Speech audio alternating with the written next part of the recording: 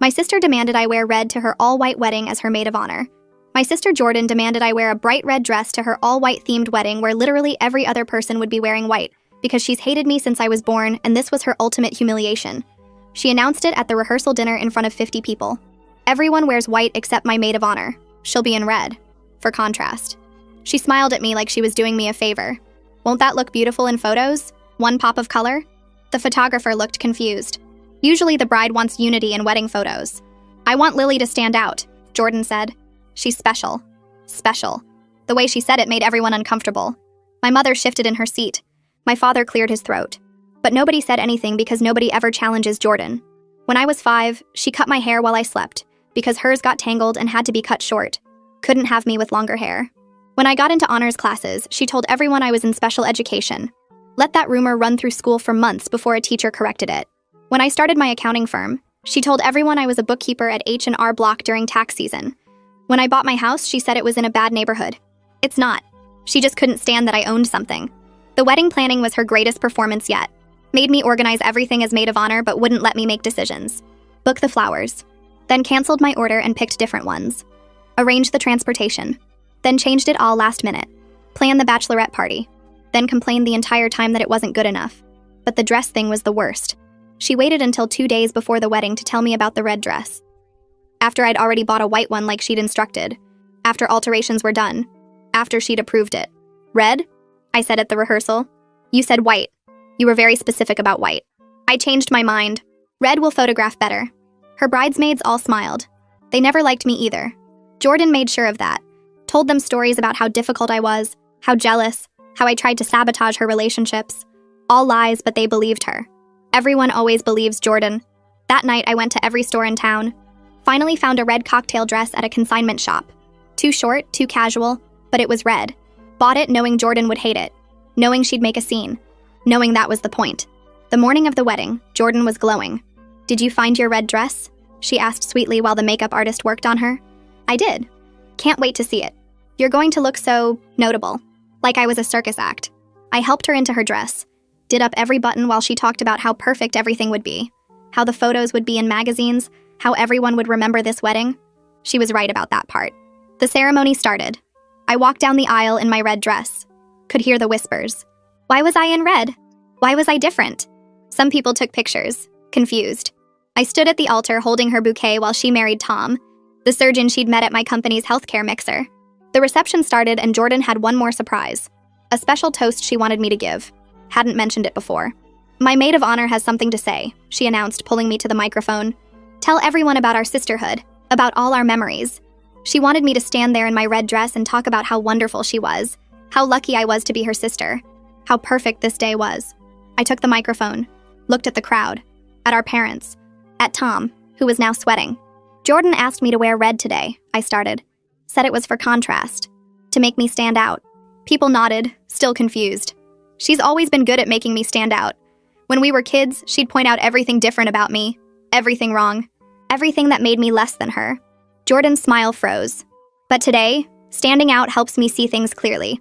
Like how Tom looks nervous, like how he keeps checking his phone, like how there's lipstick on his collar that isn't Jordan's shade. The room went silent. Tom's hand went to his collar. Funny thing about being the sister nobody notices, I continued. You see everything. Like Tom at the bachelor party last night. Not his bachelor party. He was at the hotel bar, with Jordan's best friend Ashley, the one who called in sick today. Stomach bug, right? Must have caught it from Tom. Jordan turned to Tom. His face was white. The microphone slipped from my fingers and hit the floor with a loud thud that echoed through the silent ballroom. Jordan's face went from frozen smile to pure rage in about 2 seconds. She lunged toward Tom, her white dress swishing around her legs. The train catching on a chair, Tom backed away from the head table so fast his chair tipped over behind him. His face had gone from white to gray, and his hand was still pressed against his collar like he could hide the lipstick stain if he just covered it hard enough. All around the ballroom, guests pulled out their phones. I could see the screens lighting up as people started recording. Some were holding their phones up high to get a better angle. Others were texting frantically, probably telling people who weren't here what was happening. The photographer stood frozen with her camera hanging from her neck, mouth open. Jordan reached Tom and grabbed his arm hard enough that I could see her knuckles go white even from where I stood. Her voice came out as a scream that made several people near the head table flinch. She demanded to know if it was true, if he'd really been with Ashley. her voice cracking on Ashley's name. The rage in her tone mixed with something that sounded like she might cry. Tom stammered something about a misunderstanding, about me getting it wrong, about how things weren't what they looked like, but his hand never moved from his collar. Everyone could see the lipstick stain now, because he'd drawn attention to it by trying to hide it. The shade was clearly visible against his white shirt. Dark red, almost burgundy. Nothing like the pale pink Jordan wore. His words tumbled over each other in panic, half-sentences that didn't connect, excuses that made no sense. I stood frozen at the microphone watching my sister's perfect wedding fall apart in real time. Part of me wanted to look away, but I couldn't stop staring. Jordan's carefully styled hair was starting to come loose. Her makeup was smudging as tears formed in her eyes. The perfect bride image was cracking right in front of 50 witnesses. Amy, one of Jordan's bridesmaids, suddenly appeared next to me and grabbed my arm. Her fingers dug into my skin hard enough to hurt. She leaned in close and hissed that I'd ruined everything. Called me a vindictive monster who couldn't stand to see Jordan happy. Said I was jealous and petty and cruel. Her breath was hot against my ear and smelled like champagne. I pulled my arm away and took a step back. Amy's face was red with anger, her own carefully applied makeup starting to run from sweat. The other bridesmaids were clustered near the head table, some crying, some just staring. None of them moved to help Jordan. They all looked shocked and confused and scared. My mother suddenly rushed past me toward Jordan. She pushed through the crowd of guests who were all standing now, phones still out, everyone talking at once. The noise level in the room had gone from dead silent to roaring in about 30 seconds. My father appeared in front of me with an expression I'd never seen before. His face was red and his jaw was clenched tight. The look he gave me was somewhere between fury and disappointment, maybe leaning more toward fury. He told me to leave immediately. Said I'd embarrassed the entire family. Said I'd destroyed my sister's wedding day. His voice was low but shaking with anger. I'd never heard him sound like that before. He pointed toward the exit like I might not know where it was. Behind him, I could see my mother trying to pull Jordan away from Tom. Jordan was still screaming, her voice getting higher and more hysterical. Tom was backing toward the wall, hands up like he was surrendering. Some of the groomsmen started moving toward them, probably trying to figure out if they should intervene. I grabbed my small purse from under my chair at the head table. My hands were shaking so badly I almost dropped it twice. I walked toward the ballroom exit with my head high even though my legs felt weak, even though I could feel everyone staring at me, even though the red dress suddenly felt like it was burning against my skin. Behind me, I heard Jordan sobbing, these huge, gasping sobs that made my chest tight. Tom's voice rose above the crowd noise, trying to explain, his words tumbling over each other in panic. He kept saying it wasn't what it looked like, that he could explain, that everyone needed to calm down. Nobody was calming down. I pushed through the ballroom doors and they swung shut behind me, muffling the chaos. The hotel hallway was quiet and empty, and my heels clicked loud on the marble floor. I made it to the parking lot before my hands started shaking, so hard I had to lean against my car. I dropped my keys twice trying to unlock the door. Finally got inside and just sat there. The parking lot was well lit and I could see the hotel entrance from where I'd parked. I sat there for 20 minutes watching guests stream out. They came in confused clusters, groups of 3 or 4 people all talking at once. Some were on their phones, probably calling people to tell them what happened. Others were arguing, gesturing wildly with their hands. A few were actually laughing, like they'd just witnessed the best entertainment of their lives, which I guess they had. One older couple walked past my car and I heard the woman say something about always knowing Tom was trouble. Her husband shushed her, but he was smiling. 2 of the groomsmen came out and stood near the entrance smoking, their ties loosened, jackets off. They kept shaking their heads and looking back at the hotel like they couldn't believe what just happened. My phone started buzzing in my purse, text after text, call after call. The vibrations were constant, didn't stop. I pulled it out and saw my mother's name, my father's name, numbers I didn't recognize, names of relatives and family friends. I turned the phone completely off and dropped it back in my purse. Started my car and drove home to my house, my hands still shaking on the steering wheel. The satisfaction I'd expected to feel was there, this warm rush in my chest when I thought about Tom's face going white, about Jordan's perfect wedding falling apart. But it was mixed with something heavier that sat in my stomach like a rock, something I didn't want to examine yet. I spent the rest of the night sitting on my couch in the red dress, replaying the moment over and over, the look on Jordan's face when I said Tom's name, the way her smile had frozen, the way Tom's hand had flown to his collar, the sound of the microphone hitting the floor. Part of me felt guilty for the public humiliation, for doing it in front of 50 people, for not finding a private way to tell her. But a bigger part of me remembered every single time she'd humiliated me. The haircutting, the special education rumor, diminishing my business, making me wear red while everyone else wore white. Every small cruelty over 30 years. That part felt absolutely no regret. I finally changed out of the dress around midnight and threw it in the back of my closet. Never wanted to see it again. Crawled into bed but couldn't sleep. Just stared at the ceiling, replaying everything. The next morning, I turned my phone back on. 63 missed calls. Over 100 text messages. The notifications kept coming as the phone loaded everything that had come in overnight. Most of the messages were from family members. My aunt called me a spiteful bitch. My uncle said I was jealous and always had been. My cousin said I'd gone too far. On and on, variations of the same theme. But a few messages were different. Some people asking if what I'd said was actually true about Tom and Ashley. Asking for details. Asking how I knew. I ignored all of them and made coffee with shaking hands. Finally listened to one voicemail from my mother. Her voice was cold in a way I'd never heard before. She said Jordan had locked herself in the bridal suite and wouldn't come out. Wouldn't talk to anyone, wouldn't eat. Just crying and screaming at anyone who knocked on the door. My mother said I'd destroyed my sister's life out of pure jealousy. Said I was no longer welcome at family gatherings until I apologized. Said she was ashamed to call me her daughter. The voicemail ended with a click. I deleted the voicemail and saw another one from my father. Pressed play. His voice was quieter than my mother's. Calmer. That made it worse somehow. He said he was disappointed in me. Not angry. Disappointed. He asked how I could be so cruel to my own sister on her wedding day. How I could air private family matters in front of 50 people. Whether I'd considered that I might be wrong about what I saw. That maybe I misunderstood the situation with Tom and Ashley. That I'd destroyed Jordan's happiness based on assumptions. The message ended and I sat there staring at my phone. My hands were still shaking. I deleted that voicemail too and turned my phone face down on the couch. Got up and went to the kitchen. Made coffee even though my stomach felt tight and wrong. Measured the grounds. Filled the water. Watched it drip into the pot. Normal actions that felt strange after everything that happened.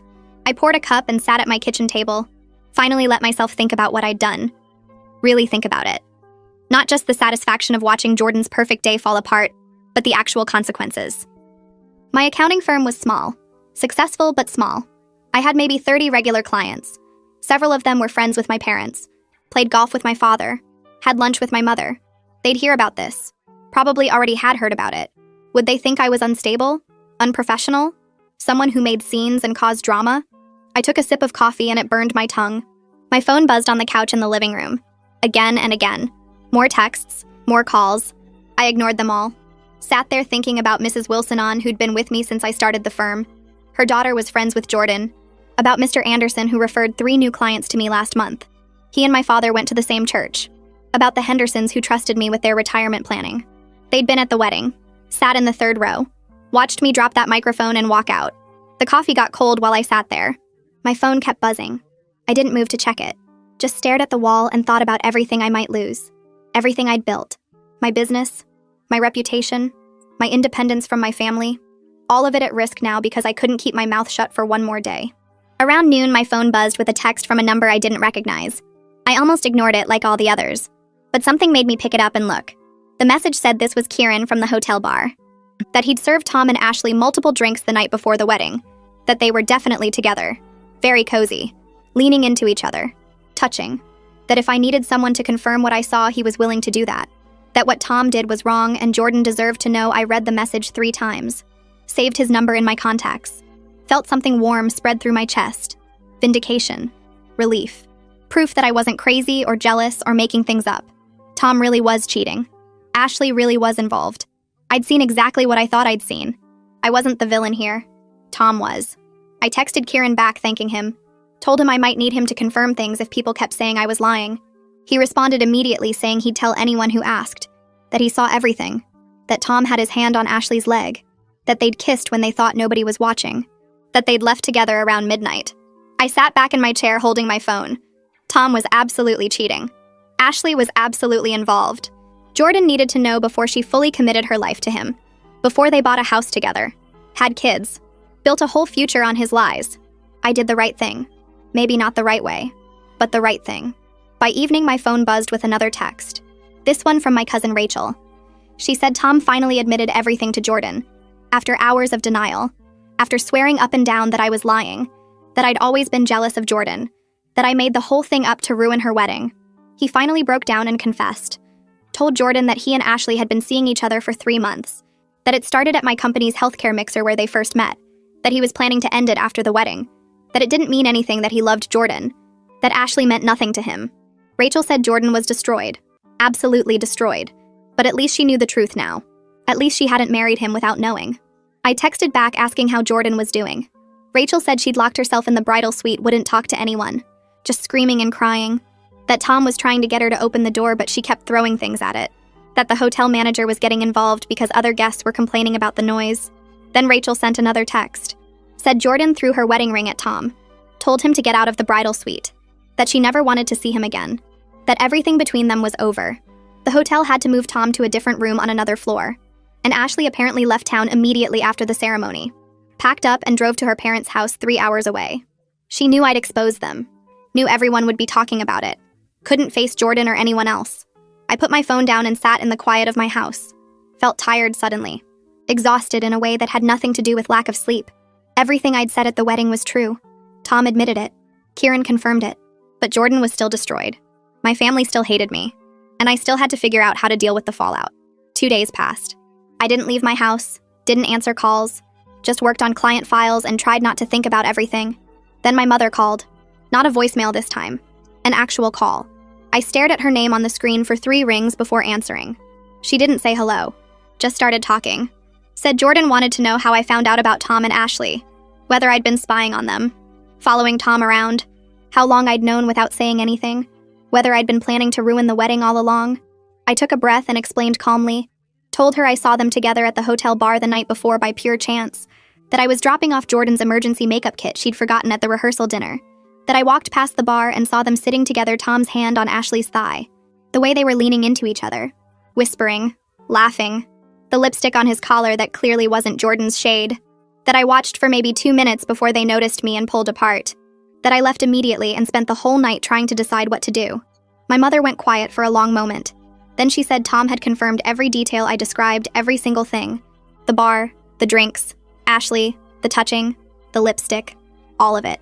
Her tone shifted slightly. Still cold but less sharp, less certain. Like maybe she was starting to realize I'd been telling the truth all along. I asked her point blank if she really would have preferred I let Jordan marry Tom without knowing he was cheating on her. She stammered something about handling it privately. About family dignity. About not making scenes at weddings. About how there were better ways to tell Jordan. More appropriate times. I asked her when exactly would have been appropriate. Before the ceremony when Jordan was surrounded by bridesmaids and photographers? During the ceremony in front of the priest? After the honeymoon when they were already legally married? She didn't have an answer for that. 3 days passed before my phone rang with Jordan's name on the screen. Not my mother calling on her behalf. Not a text. An actual call from my sister for the first time in years. I stared at it for 2 rings before answering. Her voice sounded rough when she spoke, like she'd been crying for days straight. She asked me why I decided to humiliate her in front of 50 people instead of pulling her aside before the ceremony. Why I chose the most public moment possible to destroy her wedding. I took a breath and told her the truth. Said I tried to find her before the ceremony, but she was surrounded by bridesmaids taking photos and doing last-minute dress adjustments. That every time I got close, someone pulled her away for another picture or touch-up. That I didn't have a single moment alone with her all morning. She went quiet on the other end, but I kept talking. Told her that by the time the reception started and she shoved that microphone in my face, I was so angry about the red dress setup that I just snapped. That watching her smile while making me stand out like a circus performer made something break inside me. I admitted that part of the public reveal was about hurting her back. About making her feel the way she'd made me feel for 30 years. About finally standing up instead of taking it quietly like I always had before Jordan stayed silent for a long time after I finished. Then she said something that made me actually laugh out loud. Said the red dress was meant to make me stand out as special. That she wanted me to be memorable in the photos. That she thought it would look beautiful. I laughed because it was such an obvious lie.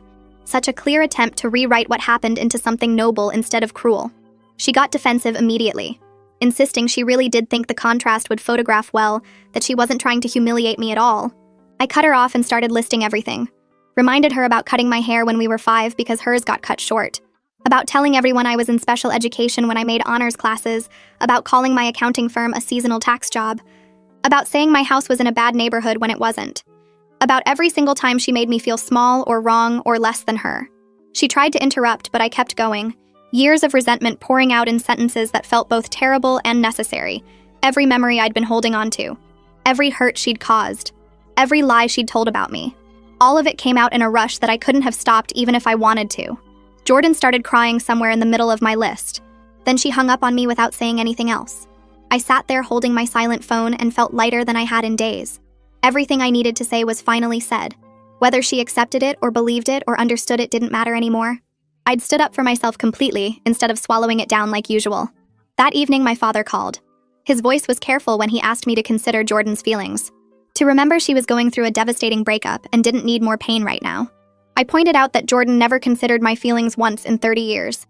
That she built her entire identity on making me feel inferior. He went quiet and didn't have a response to that. Just said he'd talk to me later and hung up. A week after the wedding, I stopped at the coffee shop near my office. Eugene was there waiting for his order. Amy's husband, who'd been at the wedding. He saw me and came over, speaking quietly so other customers wouldn't hear. Said that half the guests thought what I did was wrong, that I should have handled it privately. But the other half were actually glad someone finally called out Tom's behavior. He leaned in closer and mentioned that rumors about Tom had been circulating for months. Stories about him being inappropriate with younger women at the hospital. About questionable behavior at medical conferences. About a pattern nobody wanted to acknowledge because he was a respected surgeon. Eugene said some people were relieved someone finally exposed him publicly, where he couldn't deny it, or smooth it over. Then Eugene brought up Ashley. Said she'd been posting cryptic messages on social media about being blamed for things that weren't entirely her fault, about situations being more complicated than they seemed. I pulled out my phone right there and looked at her profile.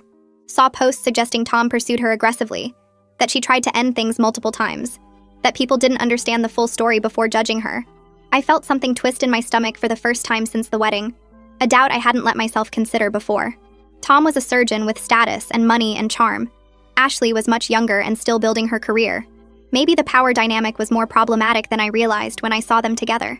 Maybe I'd cast her as the villain when the situation was more complicated. I thanked Eugene and left the coffee shop feeling unsettled.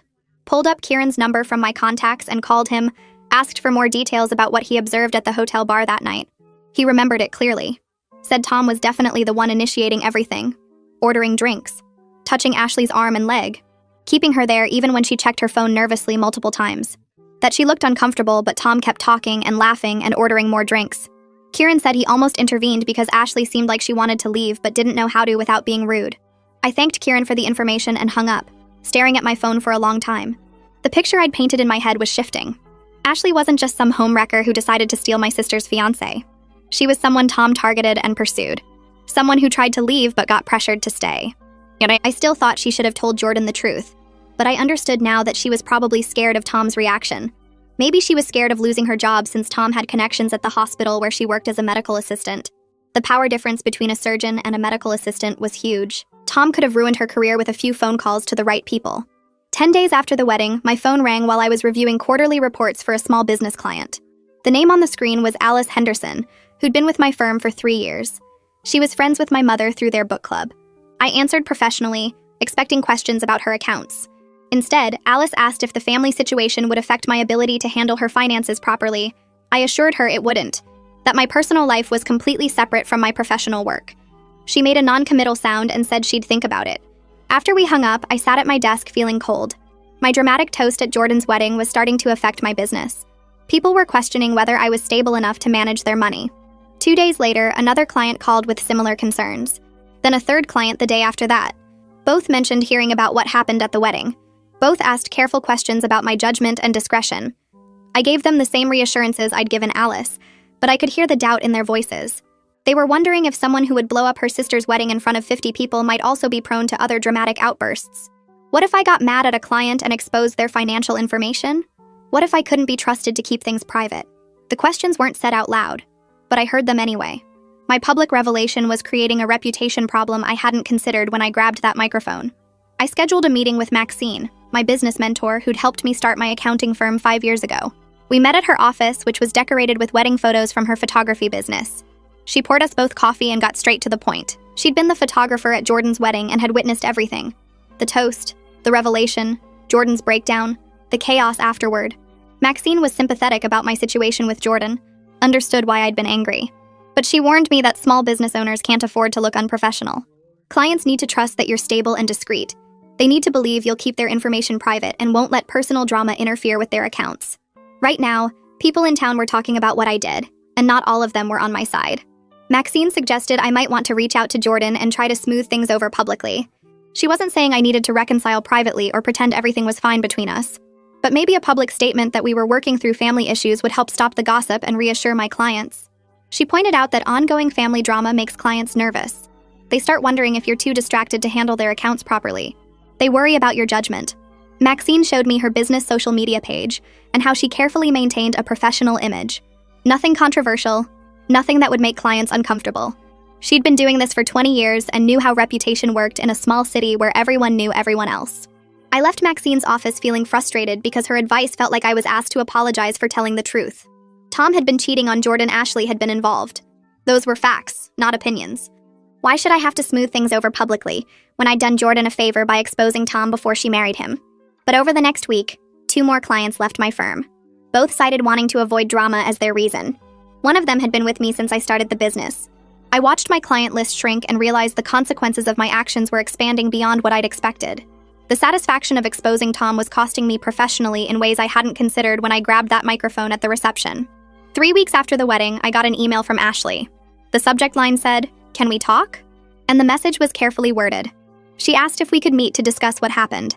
She wanted to explain her side of things and said she'd been dealing with a lot of guilt and confusion.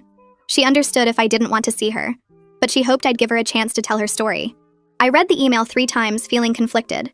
Part of me was still angry at Ashley for getting involved with Tom in the first place. But another part was curious about her perspective after what Kieran had told me about Tom being the one who initiated everything. I typed out a response agreeing to meet at a coffee shop across town, somewhere neutral where we wouldn't run into people we knew. The coffee shop was nearly empty when I arrived. Ashley showed up 5 minutes later looking completely different from the polished person I remembered from Jordan's friend group. She had dark circles under her eyes and her hair was pulled back in a messy bun. Her clothes were wrinkled like she'd grabbed them off the floor. She ordered a coffee with shaking hands and sat down across from me at a corner table. We stared at each other for a moment before she started talking. Her voice was quiet and tired. She thanked me for agreeing to meet and said she knew I probably hated her. She wanted me to understand what really happened between her and Tom. Ashley explained that Tom pursued her hard after they met at my healthcare mixer. He found her on social media and started messaging her constantly. Compliments, jokes, asking her to coffee. She tried to brush him off at first because she knew he was with Jordan, but Tom was persistent. He told her that his relationship with Jordan was mostly for show, that they had an understanding about seeing other people. He said Jordan was more interested in the wedding than in him, that they were basically roommates who got along well enough to plan a life together. Ashley admitted she was stupid to believe him. She knew it sounded like a typical cheating excuse, but Tom was convincing and charming, and she was lonely after a bad breakup. She let herself get pulled in. Then she tried to end things multiple times when she started feeling guilty, but Tom would get angry or sad or make promises about leaving Jordan after the wedding. Ashley pulled out her phone and showed me text messages from Tom. Hundreds of them. I scrolled through and saw exactly what she described: Tom pressuring her to meet up. Tom getting angry when she said she needed space. Tom making promises about being together properly once he figured things out with Jordan. Tom manipulating her emotions with messages about how much he needed her, how she was the only person who understood him. The messages made me feel sick. This wasn't just an affair between 2 people who were equally responsible. This was Tom systematically manipulating someone younger and less powerful than him. I looked at Ashley and saw her differently than I had before. She wasn't a villain. She was another person Tom had used for his own benefit. The real villain was Tom, who'd manipulated both Ashley and Jordan while pretending to be a good guy. Ashley put her phone away and looked down at her coffee cup. She told me she'd been trying to reach Jordan for weeks now, sending texts and emails and even showing up at my parents' house once. Nothing worked. Jordan blocked her number and refused to open the door. She'd lost most of her friend group too because everyone chose sides and most people chose Jordan's side. Ashley's voice got quiet when she said she understood why people picked Jordan, that she deserved to lose those friendships after what she did. Then she asked me a question I didn't expect. She wanted to know if I thought Jordan would ever forgive her. I sat there for a minute not knowing what to say. The honest answer was I had no idea, because I didn't really know my sister at all, not in any real way. I told Ashley I couldn't answer that Jordan and I weren't close enough for me to predict what she'd do. Ashley nodded like she expected that response. She thanked me for meeting with her and said she hoped someday both Jordan and I could move past what Tom did to us. She left the coffee shop first, and I sat there alone finishing my drink. I drove home feeling completely mixed up about everything. Tom was clearly the bad guy who manipulated both Ashley and Jordan. But I was the one who blew everything up in front of 50 people without understanding how complicated the situation actually was. Ashley wasn't some evil person trying to steal her friend's man. She was someone younger and less powerful who got pulled into Tom's lies and manipulation. And Jordan, despite all the horrible things she'd done to me over the years, didn't deserve to find out about her husband's cheating at her own wedding reception. I I kept thinking about the look on her face when I said Tom's name into that microphone, the way her whole body went stiff, the way she turned to look at him with her white dress swishing around her legs. I'd wanted to hurt her back for the red dress thing and for 30 years of being treated like garbage, and I definitely succeeded in hurting her. But now I wasn't sure that success felt as good as I thought it would. A month went by without any contact from my family. My parents didn't call or text. Jordan obviously didn't reach out. I went to work every day at my accounting firm and came home to my house and tried not to think about the wedding. Then my mother called and asked if I wanted to have lunch with her, just the two of us. Her voice sounded different on the phone. Less cold than it had been in her previous messages, I agreed to meet her at a restaurant downtown. When I got there, she was already sitting at a table by the window. I almost didn't recognize her at first because she looked so much older than I remembered. Her face had new lines around her eyes and mouth. Her hair seemed grayer. She looked tired in a way that went deeper than just not sleeping well. The kind of tired that comes from dealing with really hard stuff for a long time. We ordered food and sat there in awkward silence for a few minutes. Then my mother started talking. She told me that Jordan had been staying with them since the wedding. She wasn't eating much, just picking at food and leaving most of it on her plate. She'd stopped going to work, and her boss was getting concerned about her taking so much time off. She spent most days in her old bedroom with the door closed, not talking to anyone about what happened. My mother's voice got harder when she asked me her next question. She wanted to know if I was satisfied with how things turned out, if destroying Jordan's wedding was worth whatever point I was trying to make. The way she said it made me feel like a kid again, like I was the problem child who always caused trouble. I put down my fork and looked at my mother. I told her I didn't destroy Jordan's wedding. Tom destroyed it by cheating on her. And Jordan helped destroy it by treating me like trash for 30 years. My mother's face did this little flinch thing when I said that. But she didn't argue with me or tell me I was wrong. She just sat there looking at her plate. And that's when I understood something. She knew I was right even if she couldn't say it out loud. She knew Jordan had treated me badly. She knew she and my father had let it happen. We ate in silence for a while. Then my mother said something I never expected to hear from her. She said that maybe she and my father had favored Jordan when we were growing up. She didn't say sorry exactly, but she admitted they made mistakes in how they handled the relationship between us. And those mistakes created a lot of the anger that came out at the wedding. I just stared at her because in 30 years she'd never acknowledged anything like that before. It was always Jordan this and Jordan that. Always me being told to be understanding, to give Jordan space, to not make things difficult. I asked her why they favored Jordan. What made her more special or more deserving of their attention and love? My mother struggled to answer. She moved her food around on her plate and didn't look at me for a long time. When she did talk, she said Jordan was their first child, and they were young parents who didn't know what they were doing. They didn't know how to split their attention between two daughters who had really different personalities. She said it like that explained everything. Like being the first kid was a good enough reason to get all the support while the second kid got nothing. Then my mother told me something I never knew. She said Jordan had really bad anxiety when she was little. Like, serious anxiety that needed therapy and sometimes medicine. I sat there shocked because nobody had ever mentioned this to me before. My mother explained that Jordan's need to control everything and be perfect all the time came from deep fear of not being good enough. And the way she treated me was partly about dealing with her own worries and fears. She made me feel small because she felt small inside. I listened to all this and felt something shift in my chest. It didn't excuse what Jordan did to me. It didn't make the hair cutting or the rumors or the constant put-downs. Okay. But it made me see her as more complicated than just the golden child who enjoyed making my life miserable. She was struggling with her own problems that our parents didn't handle well, and I was collateral damage in her attempts to feel better about herself. My mother reached across the table but didn't quite touch my hand. She asked if I would be willing to talk to Jordan with a family therapist there to help. To try to work through some of the problems between us, I didn't answer right away, because part of me wanted to say no, wanted to keep the distance I'd finally created. But another part of me recognized something important. All the anger I'd been carrying around hadn't actually brought me any peace. Blowing up Jordan's wedding hadn't fixed anything inside me. I told my mother I'd think about it. She nodded and we finished our lunch talking about small things that didn't matter, both of us avoiding the bigger conversation we'd just had. 5 weeks passed and I fell into a routine of work and avoiding family events. Eugene called me one Tuesday afternoon while I was reviewing tax documents for a client. He asked if I had a minute to talk about the wedding situation. I said sure, and he told me something I didn't expect. Several guests had reached out to him privately saying they respected what I did. They said someone needed to stop Tom from trapping Jordan in a marriage built on lies. My timing was dramatic, but it protected my sister from making a huge mistake.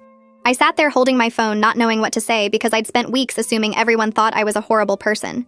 Eugene kept talking and mentioned that Tom's reputation at the hospital had taken a serious hit. Colleagues were questioning his character and judgment. Some of his patients requested different surgeons because they felt uncomfortable with his personal behavior, even though it had nothing to do with his medical skills.